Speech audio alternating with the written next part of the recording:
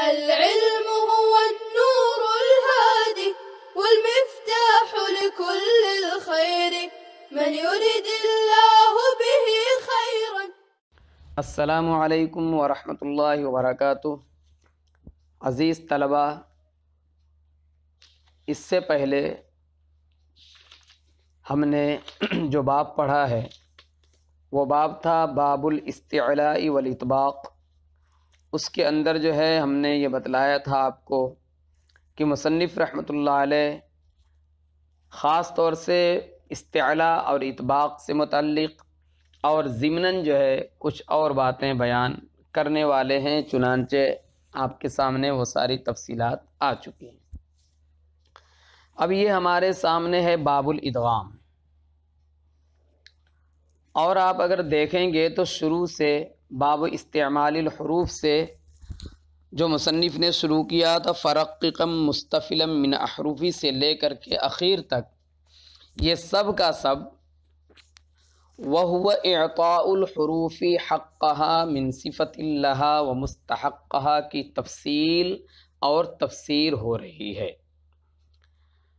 اس لیے کہ یہ سارے کی ساری چیزیں اور یہ سارے ابواب جو قائم کیے گئے ہیں، یہ ابواب اس لیے قائم کیے گئے ہیں کہ اس میں جو ہے ان ابواب میں بتلایا جا رہا ہے کہ کون سا حرف، کون سا کلمہ کس طرح سے ادا کیا جائے گا۔ تو اب ہم جو ہے باب الادغام میں پہنچ چکے ہیں، تو ہم اولاً جو ہے ابتدائی طور پہ تمہیدی طور پہ کچھ باتیں بیان کرتے ہیں، پھر اس کے بعد جو ہے ان دو اشعار کے متعلق آپ سے بحث کریں گے۔ پہلے تو آپ یہ جان لیجئے کہ مصنف رحمۃ اللہ علیہ نے نہایت جامع انداز میں اور مختصر انداز میں ادغام سے متعلق تمام باتیں، مثلاً ادغام کا محل،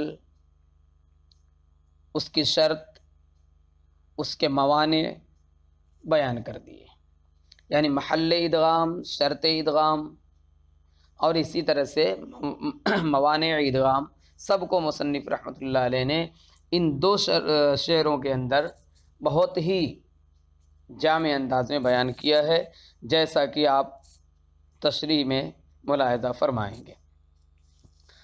لیکن ادغام کی تفصیل میں جانے سے پہلے تھوڑی سی تمہید کے طور پر کچھ باتیں آپ کو بتلائی جاتی ہیں۔ اولاً تو آپ یہ سمجھیے کہ باب الادغام کے اندر ایک ہوتا ہے مدغم اور ایک ہوتا ہے مدغم فی۔ اس میں جو ہے بہت سی باتیں ایسی ہوں گی جو آپ کو معلوم ہوں گی تو اس کا اعادہ ہو جائے گا، نہیں معلوم ہوگی تو آپ کے لیے مزید جو ہے علم میں اضافے کا ذریعہ ہوگی۔ تو بہت سی باتیں آپ کو معلوم ہوگی تو اس کو تکرار سمجھ کر کے سن لیجئے۔ بہرحال تو اس میں جو ہے دو چیزیں ہوتی ہیں خاص، ایک مدغم اور ایک جو ہے مدغم فی۔ جس حرف کا ادغام کیا جاتا ہے اسے کہا جاتا ہے مدغم، اور جس حرف میں ادغام کیا جاتا ہے اس کو کہا جاتا ہے مدغم فی۔ ادغام کا سبب کیا ہوتا ہے؟ ادغام کیوں کیا جاتا ہے دو حرفوں میں؟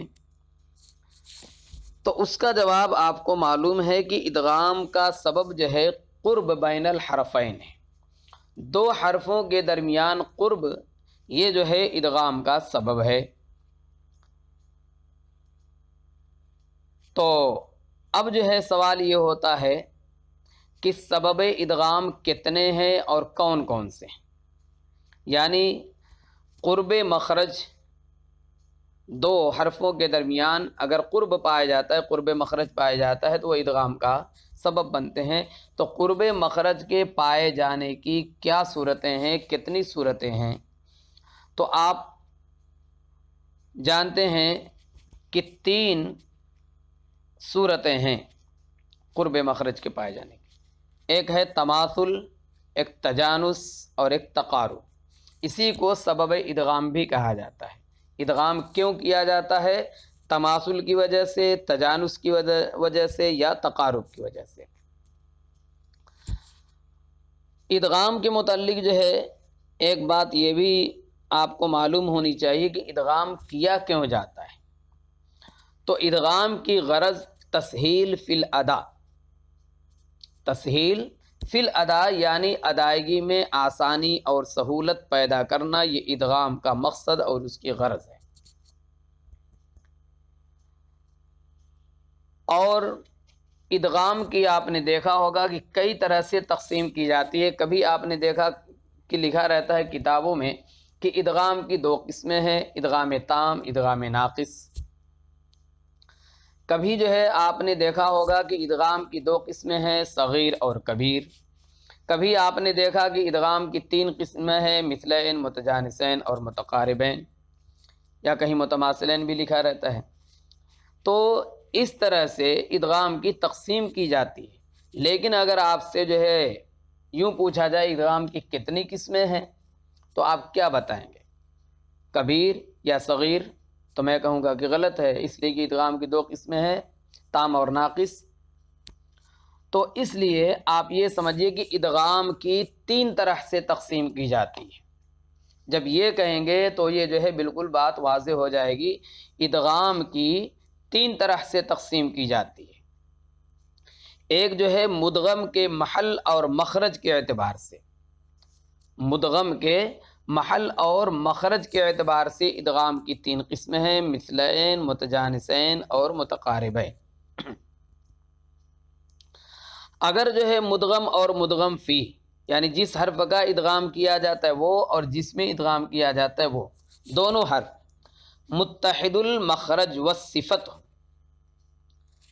متحد المخرج والصفت ہوں، اس کو دوسرے لفظوں میں آپ کہہ سکتے ہیں کہ ہم مثل اور مکرر ہوں، تو اس کو کہا جاتا ہے ادغام مثلین۔ دوبارہ سنیے کہ مدغم اور مدغم فی یعنی دونوں حرف جس کا ادغام کیا جا رہا ہے وہ اور جس میں ادغام کیا جا رہا ہے وہ، مدغم اور مدغم فی، یہ اصطلاح جو ہے آپ بالکل ازبر کر لیجئے کہ مدغم اور مدغم فی کسے کہتے ہیں۔ ہر جگہ یہی بولا جائے گا مدغم اور مدغم فی۔ مدغم اور مدغم فی اگر متحد المخرج والصفات ہیں، متحد المخرج والصفات ہیں تو اور جو ہے اس کو دوسرے لفظوں میں آپ کہہ سکتے ہیں ہم مثل اور مکرر ہیں، تو اس کو کہا جائے گا ادغام مثلین۔ جیسے اذ ذہب، اذ ذہب، ذال کا ذال میں، ذال کا ذال میں جو ہے ادغام ہو رہا ہے، تو دونوں جو ہے متحد المخرج بھی ہیں، متحد الصفات ہیں۔ اگر مدغم اور مدغم فی متحد المخرج اور مختلف الصفات ہوں، اگر جو ہے مدغم اور مدغم فی متحد المخرج اور مختلف الصفات ہوں، ان میں جو ادغام کیا جائے گا اس کو کہیں گے ادغام متجانسین۔ جیسے قالت طائفہ، قالت طائفہ، قد تبین، دال اور تا کا ادغام ہو رہا ہے، قالت طائفہ، تا اور تا کا ادغام۔ اور اگر مدغم اور مدغم فی مختلف المخرج والصفات ہوں، متحد المخرج والصفات ہوں تو ادغام متقاربین ہے۔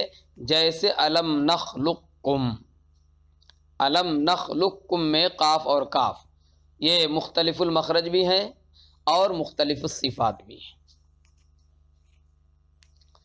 کلی طور سے ہر صفت کے اندر مختلف ہونا ضروری نہیں ہے، لیکن کچھ صفت میں مختلف ہوں تب بھی جو ہے یہ مختلف الصفات کہے جائیں گے۔ بہرحال تو ادغام کی ایک قسم جو کی جاتی ہے وہ مدغم کے محل اور مخرج کے اعتبار سے، اور وہ تین قسمیں ہیں، مثلین، متجانسین اور متقاربین۔ اگر جو ہے دونوں حرف یعنی مدغم اور مدغم فی اس کو اس طرح سے کر سکتے ہیں، یا تو یہ تین قسمیں اس لیے ہیں، یا تو مدغم اور مدغم فی متحد المخرج والصفات ہوں گے، یا مختلف المخرج والصفات ہوں گے یا متحد المخرج اور مختلف الصفات ہوں گے. یہ 3 صورتیں پائی جائیں گی. تو آپ چلیے اس کو دلیل حصر کے طور پہ آپ یوں کہہ سکتے ہیں کہ یا تو مدغم اور مدغم فی متحد المخرج والصفات ہیں تو وہ ادغام مثلین ہیں، اور اگر جو ہے متحد المخرج اور مختلف الصفات ہیں تو وہ جو ہے ادغام متجانسین ہیں، اور اگر جو ہے مختلف المخرج والصفات ہیں تو وہ ادغام متقاربین ہے.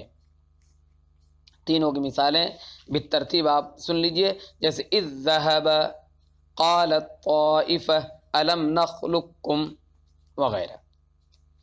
یہ ادغام کی ایک قسم اور ایک اعتبار سے ادغام کی تقسیم ہوئی جو 3 قسمیں جس کی بتلائی گئیں، اور یہ کس کے اعتبار سے؟ مدغم کے محل اور مخرج کے اعتبار سے، مدغم کے محل اور مخرج کے اعتبار سے. ادغام کی ایک دوسری تقسیم کی جاتی ہے مدغم کے حرکت و سکون کے اعتبار سے. مدغم کے حرکت و سکون کے اعتبار سے ادغام کی 2 قسمیں ہیں، صغیر اور کبیر. صغیر اور کبیر.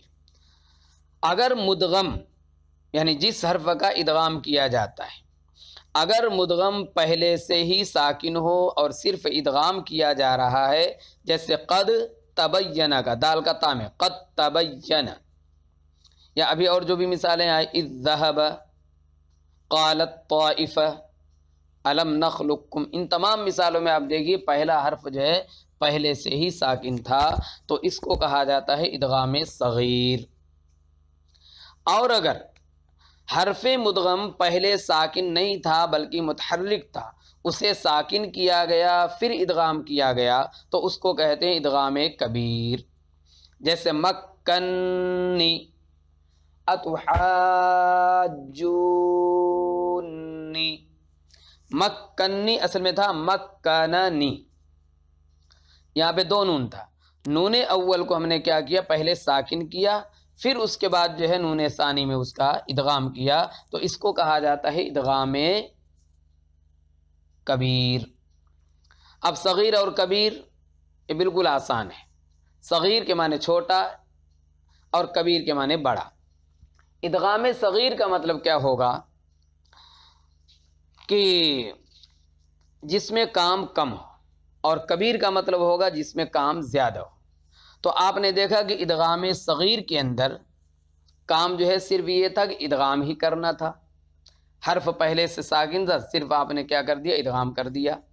اور ادغام کبیر میں ڈبل کام آپ نے کیا، حرف متحرک کو ساکن کیا پھر اس کے بعد جو ہے ادغام کیا، اس لیے اس کو صغیر کہتے ہیں اور اس کو کبیر کہتے ہیں. بہرحال تو ایک ادغام کی تقسیم یہ ہوتی ہے مدغم کی حرکت و سکون کے اعتبار سے. پہلی جو 3 قسمیں مثلین، متجانسین، متقاربین بتلائی گئی وہ مدغم کے محل اور مخرج کے اعتبار سے تھی.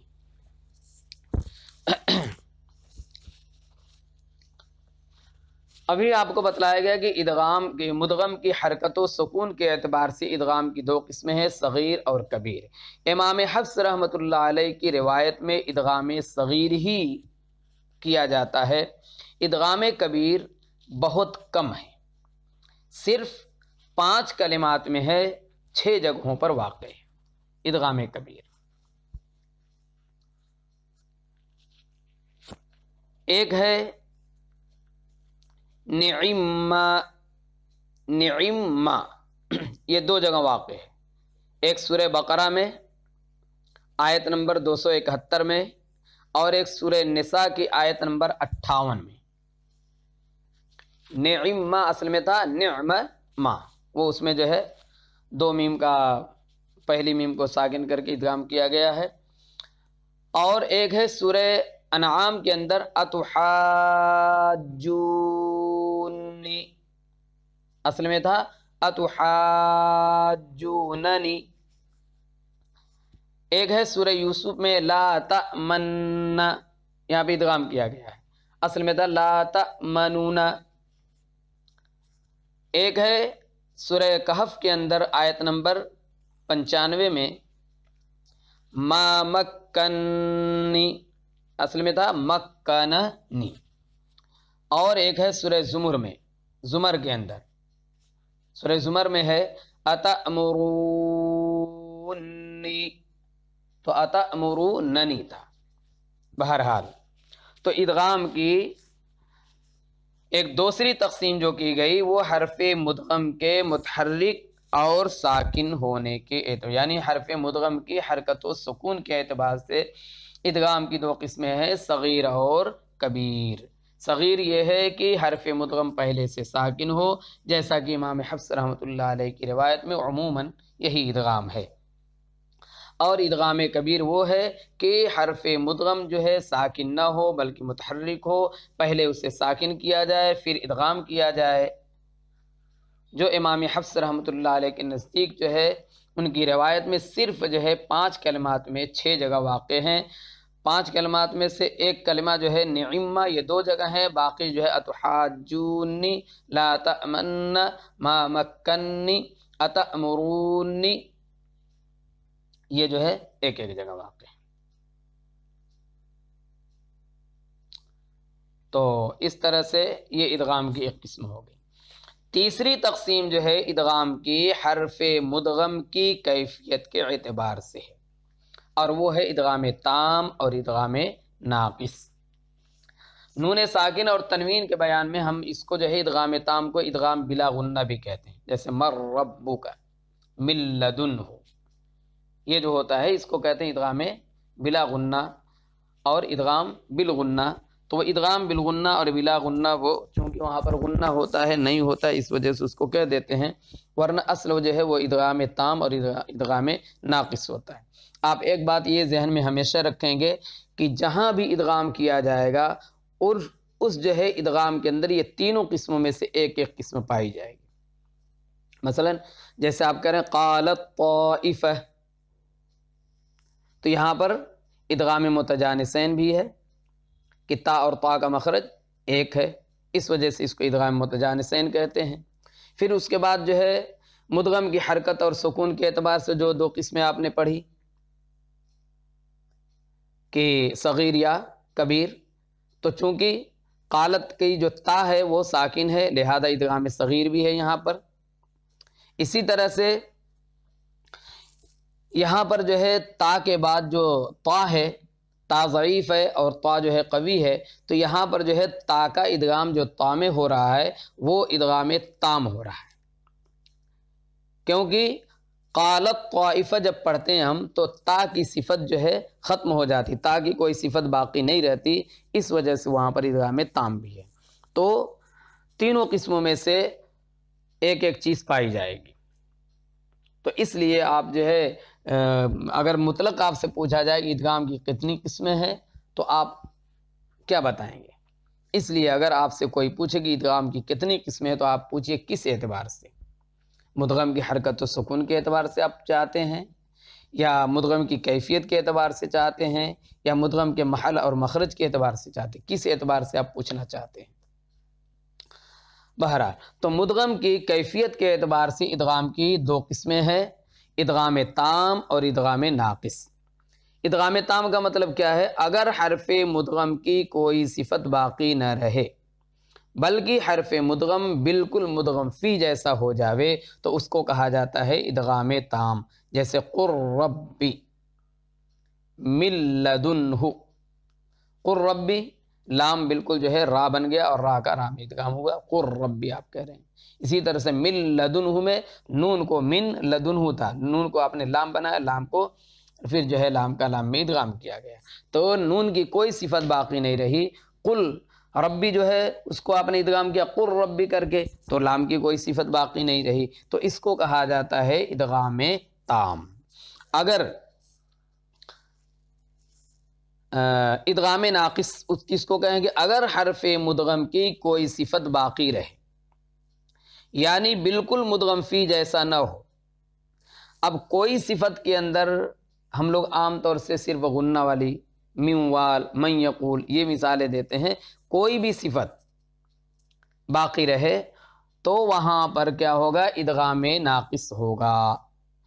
اس کا مطلب کیا ہے کہ حرف مدغم بالکل جو ہے مدغم فی جیسا نہیں ہوتا ہے، جیسے من وال، یہاں پر نون ساکن ہے اور اس کا جو ہے واو میں ادغام ہو رہا ہے، نون کی صفت غنہ جو ہے باقی رہ رہی ہے، اس وجہ سے اس کو کہیں گے ادغام ناقص۔ اسی طرح سے بسط، یہاں پر جو ہے طا کا تا میں ادغام ہو رہا ہے، تو طا کی صفت قلقلہ، صفت استعلاء اور صفت اطباق باقی رہتی ہے، اس وجہ سے یہاں پر جو ادغام ہو رہا ہے بسط، اس کے اندر بھی ادغام ناقص۔ بہرحال ادغام تام اور ادغام ناقص کا دوسرا نام، ادغام تام کو ادغام کامل اور ادغام صحیح بھی کہا جاتا ہے، اسی طرح سے ادغام ناقص کو ادغام غیر صحیح بھی کہا جاتا ہے۔ تو بہرحال آپ کے سامنے جو ہے ادغام کی 3 قسمیں آئی کہ ادغام کس کو کہتے ہیں اور ادغام کی کتنی قسمیں ہیں۔ تو ادغام کی جو ہے کل جو ہے 7 قسمیں آپ نے پڑھی، مثلین، متجانسین، متقاربین، صغیر، کبیر، تام اور ناقص۔ البتہ یہ جو ہے تقسیم الگ الگ اعتبار سے ہے، باعتبار محل اور مدغم کے محل اور مخرج کے اعتبار سے 3 قسمیں، مثلین، متجانسین، متقاربین۔ مدغم کی حرکت و سکون کے اعتبار سے 2 قسمیں، صغیر اور کبیر، اور مدغم کی کیفیت کے اعتبار سے 2 قسمیں، ادغام تام اور ادغام ناقص۔ بہرحال عربیت کے لحاظ سے ادغام کی 2 قسمیں ہوتی ہیں، واجب الادغام اور جائز الادغام۔ کلام عرب اور جو ہے زبان عرب کے اعتبار سے ادغام کی 2 قسمیں ہوتی ہیں، ایک ہے واجب الادغام اور ایک ہے جائز الادغام۔ یہ کیسے ہے؟ ادغام مثلین جو ہے یہ بالاتفاق واجب ہے، ادغام مثلین، اور ادغام متجانسین اکثر حالات میں واجب ہے، جبکہ ادغام متقاربین اکثر حالات میں جائز ہے۔ اسی لیے آپ نے دیکھا ہوگا کہ ادغام متقاربین میں اختلاف بھی بہت ہے، جیسا کہ آپ کو جو ہے پتہ چلے گا۔ بہرحال عربیت کے لحاظ سے ادغام کی 2 قسمیں، واجب الادغام اور جائز الادغام، تو اس میں جو ہے 3 قسمیں آپ کر لیجئے۔ ادغام مثلین جو ہے یہ واجب الادغام میں شامل ہے کہ اس میں کسی کا اختلاف نہیں، ہر ایک کے نزدیک ادغام مثلین واجب ہے، اور ادغام متجانسین جو اکثر حالات میں واجب ہے، اور ادغام متقاربین اکثر حالات میں جائز ہے۔ اسی لیے ادغام متقاربین کے اندر وہ اختلاف بھی بہت واقع ہوا ہے۔ بہرحال یہ تمہیدی کچھ باتیں تھیں۔ اب جو ہے ہم شروع کریں گے کتاب، اور اس کا جو ہے پہلا شعر وَأَوَّلَيْ مِثْلٍ وَجِنْسٍ إِنْ سَكَنْ أَدْغِمْ كَقُلْ رَبِّ وَبَلَّا وَأَبِنْ۔ اس میں جو ہے ہم ادغام کی تعریف وغیرہ، لغوی معنی اور اصطلاحی معنی وغیرہ بیان کریں گے انشاءاللہ العزیز۔ اگلے سبق میں آپ سے ملاقات ہوگی۔ السلام علیکم ورحمۃ اللہ وبرکاتہ۔ السلام عليكم، لا تنسوا الاعجاب بالفيديو والاشتراك في القناة تشجيعا لنا لنستمر بنشر المزيد إن شاء الله.